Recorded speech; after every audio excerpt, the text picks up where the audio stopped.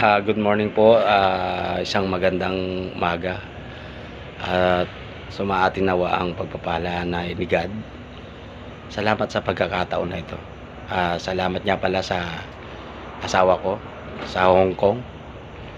Okay lang, hindi naman ako nagagalit sa iyo. Yung mga sinasabi ko sa iyo, siguro sasabihin mo galit ako. Hindi ako galit. Pinangangaralan lang kita na wag mangyari yung dati ha. Sinayang mo yung oras. Ang sabi nga, time is gold. Huwag mong pabayaan. Lalo na yung sarili mo, tsaka yung kalusugan mo dyan. Mitch Panustan or Elmi Panustan Padilla. Mrs. ko, huwag ganyan ha. Hindi yung pag mainit ang ulo, kung ano-anong ginagawa mo dyan ha. Mag-focus ka dyan sa sarili mo. Kung may pera ka, magpa-check up ka dyan. Okay lang hindi mo kami padalang kasi may trabaho naman ako dito. Ang asikasuhin mo dyan, siguraduhin mo yung kita mo, may tatabi mo dyan. Ha? Huwag kang mag-ano sa akin, okay lang kami dito. Asikasuhin mo yung sarili mo dyan, huwag kang magpabaya. Tandaan mo, kung walang nangyari sa'yo noon, dapat ngayon, wala kang ipon, dapat ngayon may ipon ka. Ha? Kahit para sa sarili mo man lang. Okay lang yung binibigay mo kay Papa, natural lang yun kasi ama mo yun. Kailangan mo talaga, obligasyon natin yon. Kung ikaw ang magsasacrifice ng padala, okay lang yon. Hanggang doon lang. Ha? Wala na kung ano-anong chichiboriche. Padala mo si Papa, padala mo yon yung kanya. Pero yung iba, ipunin mo yan. Kung lalabas ka, lagi ka may reserve pang pera, kumain ka dyan, maayos ha. Alam ko, pagod at puyat ka dyan. Kasi, kulang ka sa tulog, kulang sa kain. Kasi ngayon sabi mo sa akin na biskwit lang at saka panjibar o noodles. Hindi ubra yan kasi all around ka dyan. Ha?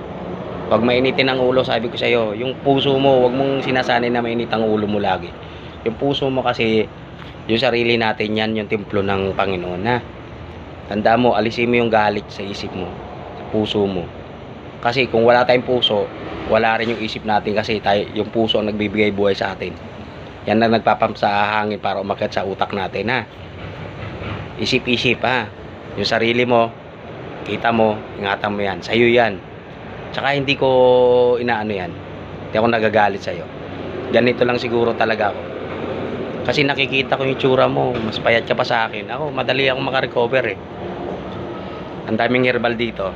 Kaya mo bang magnganga ng, ng sambong? Yun yung natutunan ko sa tatay ko. Pag medyo may ubo, nagngangata ako ng sambong. Yung katas iniigo po.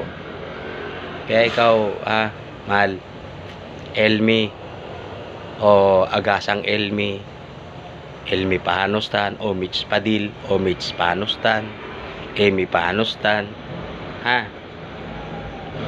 Yung sarili mo, ayusin mo. Huwag mo nang gayahin yung dati na hindi pinahalagan yung oras. Hindi nakapag-ipon kasi ibinigay lahat sa pamilya. Okay lang naman yon. Dalaga ka. Pero ngayon, sikapin mo mag-ipon ka kahit sa sarili mo man lang ha. Sa sarili mo lang. Itabi mo yan. Kung gusto mo kung makatapos ka ng kontrata dyan, pwede naman pag-uwi mo, bigyan mo yung mga kapatid mo kahit tagti 20k. Puhunan. Siguro okay na yon.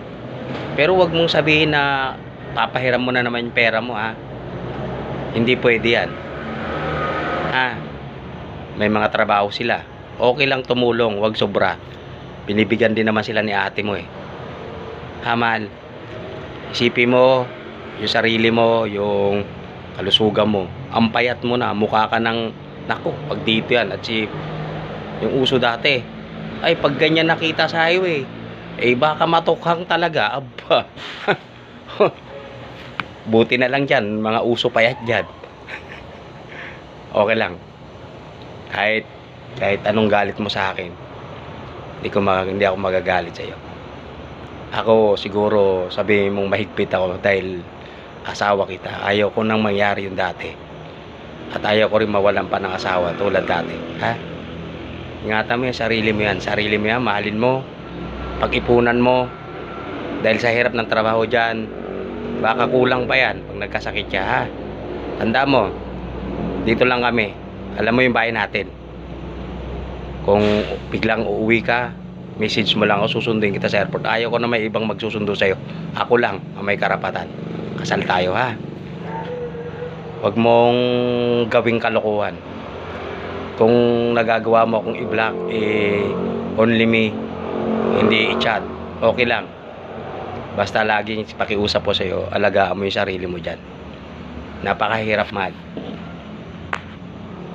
Nahirapan kaya ako magbayad ng pinaglibingin ng asawa ko una. Salary deduction. Halos wala na akong sinasahod.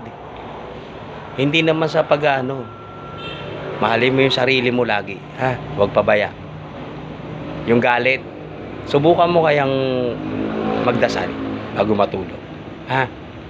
Okay lang yan. Yung iba nga, 4 na oras lang natutulog eh. Pero kaya mo yan. Alam ko naman masipag ka, matatag ka eh. Diba? Nagpupuyat nga tayo eh. Oo. Halos nga wala tayong tulog. Diyan, kahit pa paano may tulog. Kaya mas mahirap kung walang gising. Diba? Eh dito nga yung mga tambay walang gising kasi laging gising eh. Hindi nakakatulog eh Damagan sa highway. Nangungursonada pag walang magawa. Kaya ikaw, mahal ha.